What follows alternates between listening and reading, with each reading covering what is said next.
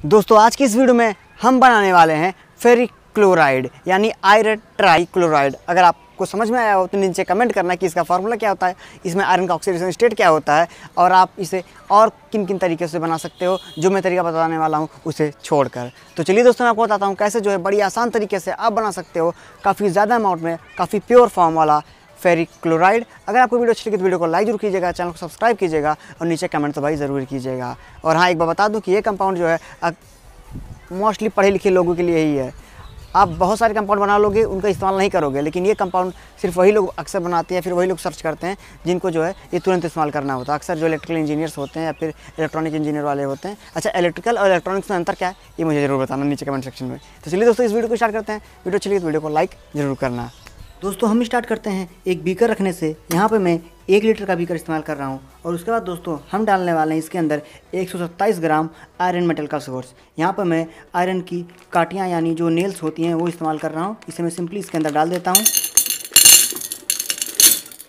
और उसके बाद दोस्तों हम इसके अंदर डालने वाले हैं about 450 millilitre of hydrochloric acid. यहाँ पर मैं इंडस्ट्रियल ग्रेड का यानी हार्डवेयर स्टोर पर मिलने वाला हाइड्रोक्लोरिक एसिड इस्तेमाल कर रहा हूँ। हालांकि आप चाहो तो इसे प्योरीफाई भी कर सकते हो।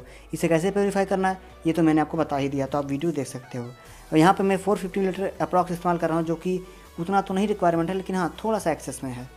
हम बताएंगे क्योंकि यहाँ पे एक्सोथर्मिक रिएक्शन होगी तो एसिड जो थोड़ा बहुत इवापोरेट हो जाएगा इस वजह से। तो चलिए दोस्तों हम सिंपली इसे डाल देते हैं इसके अंदर।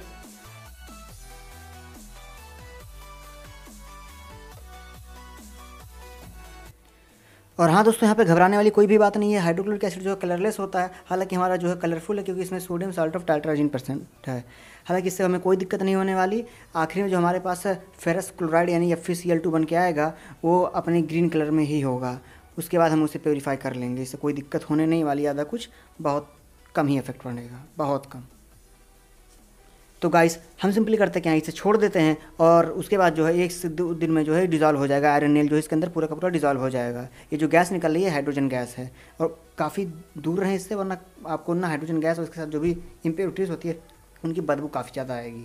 मुझे आ रही है। और हाँ दोस्तों आप चाहो तो इस सोल्यूशन को हीट भी कर सकते हो, लेकिन एक बात ध्यान रखना कि इस सोल्यूशन को हीट करना तो एक ऐसे सोर्स पे हीट करना जहाँ पे जो है कोई फ्लेम ना हो, क्योंकि हाइड्रोजन निकल रही है तो फ्लेम के कांटेक्ट में आएगी तो धमाका हो सकता है। दोस्तों आप में से काफ़ी सारे लोग ये सोच रहे होंगे कि हम तो फेरिक क्लोराइड यानी FeCl3 बनाने वाले थे, लेकिन तुम तो हमें FeCl2 बनाना बता रहे हो। तो देखो दोस्तों है क्या कि आप डायरेक्टली आयरन और हाइड्रोक्लोरिक एसिड का रिएक्शन करके जो है FeCl3 नहीं बना सकते, यानी आयरन को उसके हायर ऑक्सीडेशन स्टेट में नहीं पहुंचा सकते। क्यों? क्योंकि यहाँ पे जो निकल रही है हाइड्रोजन ये होती है एक रिड्यूसिंग एजेंट। ये जब निकल रही होती है तो ये रोकती है आयरन को FeCl3 बनाने से। ये कहती है तुम FeCl2 ही बना के रखो, क्योंकि हाइड्रोजन जो होती है एज ए रिड्यूसिंग एजेंट काम करती है। आपने पढ़ा होगा दोस्तों। क्लास 10th में एक रिएक्शन होती थी जिसमें हम करते क्या थे, हम कॉपर ऑक्साइड का रिएक्शन कराते थे हाइड्रोजन के साथ। तो होता क्या था, कॉपर मेटल बन जाता था और वाटर मॉलिक्यूल हमें मिल जाता था। तो उससे हमें ये पता चलता था कि हाइड्रोजन गैस जो है एज अ रिड्यूसिंग एजेंट काम करती है। दोस्तों करीब 10 मिनट के बाद हमारे सोल्यूशन का जो कलर है वो कुछ इस तरह से हो गया है और हमारा जो रिएक्शन है वो काफ़ी विग्रेस हो रहा है। हालांकि यहाँ पे जो मैंने स्पीड है वो दोगुनी कर दी है आपका समय बचाने के लिए। दोस्तों करीब 2 घंटे के बाद हमारा सोल्यूशन का जो कलर है वो कुछ इस तरह से हो गया है। आपको ये देखने में थोड़ा सा ब्लैक दिख रहा होगा, लेकिन ये ब्लैक नहीं है। अगर आप इसे फिल्टर करोगे तो ये आपको यूजुअली FeCl2 की तरह लाइट ग्रीन कलर का दिखेगा। हम जब इसे फ़िल्टर करेंगे तब मैं आपको दिखाऊंगा ये लाइट ग्रीन कलर का ही होगा। अभी भी आयरन की नेल्स जो हैं डिज़ोल्व नहीं हुई हैं, तो मैं दोस्तों इसे हाई टेम्परेचर पर हीट करने वाला हूँ। करीब 2 घंटे तो लगेंगे। आप कितना भी हाई टेम्परेचर रख लो, आपको एटलीस्ट 2 घंटे लगेंगे जितनी भी आयरन नेल्स हैं उन्हें डिज़ोल्व करने में। और मेरे पास 127 ग्राम था, तो इसके हिसाब से मुझे करीब 2 से ढाई घंटे लगने चाहिए। हालांकि वो मोस्टली डिज़ोल्व हो चुके हैं, लेकिन थोड़ी अभी भी बाकी हैं। जब ये पूरा डिज़ोल्व हो जाएगा दोस्तों तब मैं आपको दिखाता हूँ।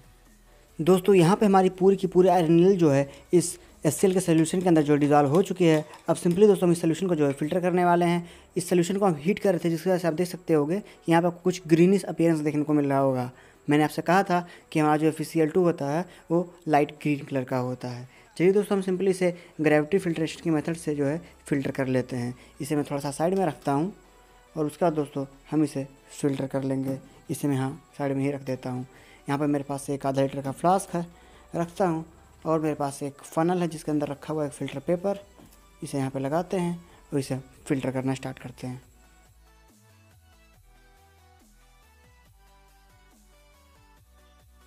दोस्तों यहाँ पे देख सकते हो कि हमारा सोल्यूशन जो है फ़िल्टर होके किस तरह से दिख रहा है। मैंने कहा था आपसे एक ग्रीन कलर का दिखेगा, तो ये ग्रीन कलर का ही दिख रहा है। और अभी जब ये पूरा फ़िल्टर हो जाएगा तो मैं आपको फाइनल में दिखाऊंगा कितनी ज़्यादा इम्प्योरिटीज़ जो है इसके अंदर प्रेजेंट है। मोस्ट प्रॉब्ली जो है आयरन, जो हमारा लोहा था ना, उसके ऊपर जो भी कोटिंग होती है किसी और मेटल की, हाँ, या फिर किसी और भी चीज़ की, वो यहाँ पर हमारा जो है इम्प्योरिटी की तरह दिखेगा। अभी मैं आपको दिखाता हूँ। दोस्तों यहाँ पे हमारा सोल्यूशन जो है फ़िल्टर होकर आ चुका है। अब सिंपली हम इस सोल्यूशन को हटाते हैं और इसे जो है एक बड़े से कंटेनर में, यानी एक बड़े से बीकर में ट्रांसफ़र कर लेते हैं। यहाँ पे मैं 1 लीटर का बीकर रख दे रहा हूँ दोस्तों। और उसके बाद दोस्तों हम ट्रांसफ़र कर लेते हैं अपना पूरा सोल्यूशन जो है फेरस क्लोराइड का इसके अंदर। देख सकते हो अच्छा लग रहा है देखने में, इसका कलर जो है काफ़ी ज़्यादा अच्छा लगता है। तो गाइस, ये रहा हमारा फेरस क्लोराइड का सोल्यूशन। एक इंटरेस्टिंग बात आपको बताता हूँ कि जो फेरिक क्लोराइड का जो कलर होता है, जो इसके बाद हम बनाने वाले हैं फाइनल प्रोडक्ट, उसका कलर जो है डिपेंड करता है कि आप किस एंगल पे देख रहे हो। हाँ, तो ऐसा कुछ है, मतलब किस एंगल पे देखोगे उसके हिसाब से जो है आपको अलग अलग कलर जो है देखने को मिलेगा। तो दोस्तों ये रहा हमारा फेरस क्लोराइड का सोल्यूशन। अब इसे ऑक्सीडाइज करके हम बनाने वाले हैं फेरिक क्लोराइड। ऑक्सीडेशन के लिए दोस्तों आप एक एयर पंप ले सकते हो। उस एयर पंप के थ्रू जो हवा आएगी उसे आप इसके थ्रू बबल करोगे तो 2 से 3 दिन में आपका पास जो है फेरिक क्लोराइड मिल जाएगा। हालांकि मेरे पास उतना टाइम नहीं है, इसी वजह से दोस्तों मैं इस्तेमाल कर रहा हूँ 3% हाइड्रोजन परऑक्साइड का सोल्यूशन, जो कि आपको किसी भी मेडिकल स्टोर पे बड़ी आसानी से मिल जाएगा। दोस्तों यहाँ पे है मेरे पास आधा लीटर अप्रॉक्सीमेटली हमारा फेरस क्लोराइड का सोल्यूशन। अब दोस्तों इसके अंदर हम छोटा सा स्टील बाल डाल देते हैं इसके सेंटर में, और उसके बाद दोस्तों हम इसके अंदर मिलाने वाले हैं 6% volume by volume hydrogen peroxide का 400 मिलीलीटर सोल्यूशन। यहाँ पे मेरे पास 100 मिलीलीटर है, हालांकि मैंने पहले से निकाल के रखा 400 मिलीलीटर। मैं भी आपको दिखाता हूँ दोस्तों। हम 400 मिलीलीटर हाइड्रोजन परऑक्साइड 6% वाला इसके अंदर मिला देते हैं। अगर आपके पास 3% वाला है तो आप आधा लीटर मिला सकते हो, ये इंश्योर करने के लिए कि पूरी की पूरी रिएक्शन जो है कंप्लीट हो चुकी है। चलिए दोस्तों हम स्टीयरिंग ऑन करते हैं। उसके बाद दोस्तों हम इसे जो है इसके अंदर मिलाते हैं अपना हाइड्रोजन परऑक्साइड। चलिए दोस्तों यहाँ पे मेरे पास है हाइड्रोजन परऑक्साइड, देख सकते होंगे। मैं इसे इसके अंदर मिलाता हूँ। अब कलर चेंज देखना, किस तरह का कलर चेंज आपको देखने को मिलेगा।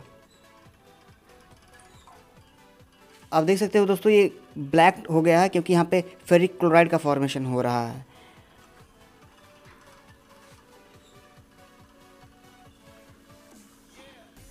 दोस्तों आपको इसे पूरा मिला देना है। उसके बाद इसे जो है बढ़िया से स्टीर करना है। मैं स्टीर करने के लिए मैं एंटी स्टीर बार का इस्तेमाल कर रहा हूँ। आप चाहो तो मैनुअली भी इसे स्टीर कर सकते हो। चलिए दोस्तों मैं इसे पूरा स्टीर कर लेता हूँ। उसके बाद मैं आपको दिखाता हूँ कि कैसा ये दिखता है। दोस्तों यहाँ पे देख सकते हो कि हमारा सोल्यूशन जो है पूरा का पूरा अच्छे से मिक्स हो चुका है। अब सिंपली दोस्तों हम इसे इवापोरेट करेंगे ताकि जो है हमें क्रिस्टल मिल जाए फेरिक क्लोराइड के। आप चाहो तो इसे वैसे भी इस्तेमाल कर सकते हो। ये रहा आपका फेरिक क्लोराइड, जिसके अंदर थोड़ा बहुत वाटर जो है प्रेजेंट है। वाटर को आप बॉयल करके रिमूव कर सकते हो। उसके बाद आपको जो है एकदम जब आप ड्राइनेस तक हीट करोगे तो आपको जो है फेरिक क्लोराइड के क्रिस्टल्स मिलने लगेंगे। तो कुछ इस तरह से दोस्तों आप बना सकते हो फेरिक क्लोराइड। चलिए दोस्तों मैं इसे पूरा इवापोरेट कर लेता हूँ। उसके बाद मैं आपको दिखाता हूँ क्रिस्टल्स कैसे इसके दिखते हैं। तो दोस्तों ये रहा हमारा सॉलिड फेरिक क्लोराइड, यानी सॉलिड FeCl3, जिसका इस्तेमाल जो है दोस्तों आप PCB एचिंग के लिए कर सकते हो। दोस्तों मैं आपको बता दूं कि मैंने जो है अभी आधा सोल्यूशन ही कन्वर्ट किया था सॉलिड फॉर्म में। मेरे पास जो है अभी आधा सोल्यूशन बचा रह गया है, जो कि है FeCl3। दोस्तों मैं आपको प्रीफर करूँगा सोल्यूशन के फॉर्म में रखने के लिए, ना कि सॉलिड फॉर्म में रखने के लिए, क्योंकि सोल्यूशन से सॉलिड फॉर्म में कन्वर्जन जो होता है ना, काफ़ी ज़्यादा एनर्जी रिक्वायर करता है। और यार अगर आपको करना है तो करो, ना करना है तो ना ही करो। PCB एचिंग के लिए इस्तेमाल कर रहे हो तो मैं सोल्यूशन के फॉर्म में ही प्रेफर करूंगा आपको। तो दोस्तों कुछ इस तरह से आप बना सकते हो फेरिक क्लोराइड या फिर FeCl3 सॉलिड फॉर्म में, सोल्यूशन के फॉर्म में PCB एचिंग के लिए। अगर आपको वीडियो अच्छी लगी तो वीडियो को लाइक जरूर करें, चैनल को सब्सक्राइब करें और नीचे कमेंट करके बताएं कि आपके थॉट्स क्या थे इस वीडियो के बारे में। तो गाइस आज की वीडियो में बस इतना ही रखते हैं। मिलते हैं अपने आने वाली एक बढ़िया सी वीडियो में। तब तक के लिए जय हिंद।